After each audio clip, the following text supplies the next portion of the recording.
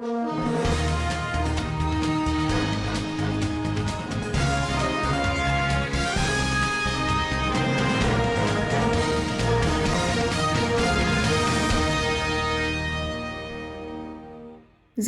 राष्ट्रवादी अजित पवार गटाच्या नगराध्यक्षपदाच्या उमेदवारांच्या घरावर हल्ला.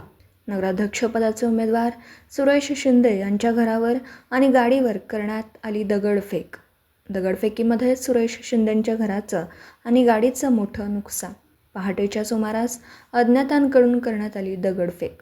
दरम्यान भाजप आमदार गोपीचंद पडळकर यांच्या कार्यकर्त्यांकडून दगडफेक करण्यात आल्याचा राष्ट्रवादी अजित पवार गटाच्या नेत्यांचा आरोप. माजी आमदार विलासराव जगतापांनी केला आरोप. 3:15 वाजता साधारणतः आमचे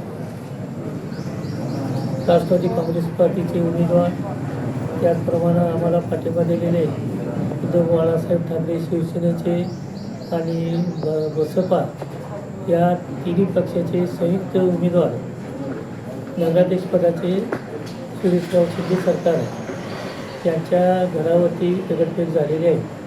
त्यांच्या गाडीचं नुकसान केलेलं आहे, घराच्या काचा फोडलेल्या आहेत आणि काही दगड घरात येऊन पडलेले आहेत. हा भ्याड हल्ला जो झालेला आहे तो जत शहरामध्ये दहशत माजवण्यासाठी व मतदारावर परिणाम करण्यासाठी, दहशत दाखवणे, लोकांना भीती दाखवून व डायव्हर्ट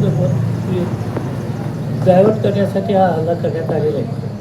जत शहरामध्ये सातत्याने सुरेश शिंदे किंवा आम्ही असो, इतर पक्षाचे पुढारी असो, जत तालुक्यामध्ये जी गुंडगिरी चालू आहे त्या गुंडगिरीबद्दल सातत्यानं आम्ही आमच्या सभेमध्ये आवाज उठवलेला आहे.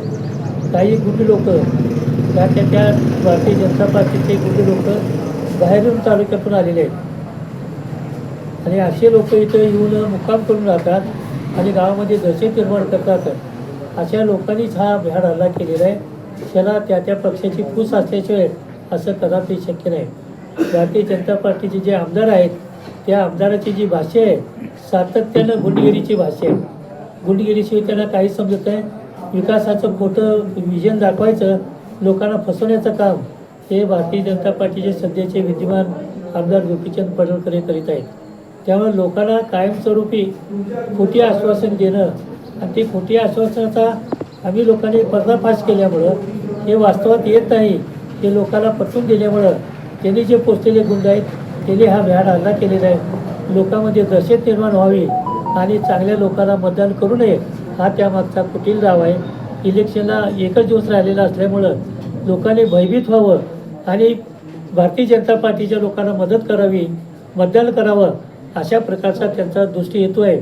परंतु ह्या कुठल्याही पेला भीक न घालता आम्ही राष्ट्रवादी पार्टी, उभाट असेल किंवा बसपा असेल, ह्या पार्टीचे जे नेते आहेत आम्ही हे सगळे नेते ठरवलेलं आहे की आम्ही जे भाषणामध्ये बोललो गुंडगिरीच्याबद्दल, दहशतवादाबद्दल, व्याज खाऊ लोकांबद्दल, तो आमचा संकल्प आम्ही पूर्ण केल्याशिवाय राहणार नाही. आमच्या संकल्पनेला जत तालुक्यातील जनतेचा भरपूर पाठिंबा आहे. त्यामुळे विरोधकाची वाळू घसरलेली आहे. त्यांच्याकडूनच हा भ्याड हल्ला झालेला आहे. त्याची पोलिसांनी चौकशी करावी. पोलीस स्टेशनला मी स्वतः फोन केलेला आहे. सुरेश शिंदे सरकारच्या लोकांनी फोन केलेला आहे. त्यांनी त्याची तपासणी केलेली आहे आणि इथं जे CCTV फुटेज आहेत आमच्या उमेदवार सरकारच्या घरापुढं, त्या CCTV फुटेजमध्ये 2 व्यक्ती पळून गेल्याचं दिसून येत आहे. त्यांनी 2 व्हीलरवर आलेले आहेत. 2 व्हीलरचा त्यांनी शोध घ्यावा आणि त्या 2 उमेदवार गुन्हेगार कोण आहेत त्यांना पाठीशी न घालता त्यांच्यावर त्वरित कारवाई करावी आणि उद्या होणारं जे मतदान आहे ते शांततेनं होण्यासाठी पोलिसांनी तत्पर कारवाई करणे गरजेचे आहे. नसेल तर उद्याच्या मतदानाला भीतीचे एक आवरण राहील आणि लोक मतदानाला बाहेर पडण्याची शक्यता कमी आहे आणि दहशतवादाला भिवून लोक मतदान करणार आहेत. त्याच्यावर आमचं नुकसान होण्याची दाट शक्यता आहे. त्यामुळं आरोपीवर त्वरित कारवाई करावी, जे असेल त्यांचा बंदोबस्त करावा. दुसरी एक महत्त्वाची सूचना असे की मतदानाच्या आदल्या 48 तास बाहेरच्या मतदारसंघाचा उमेदवार, मतदार किंवा कार्यकर्ते इथे येऊन थांबता उपयोगाचा नाही. हा नियम आहे. त्या नियमाचे सुद्धा पालन त्या आमच्या पोलीस खात्याने आणि निवडणूक अधिकाऱ्यांनी करावा अशी आमची त्यांना विनंती आहे.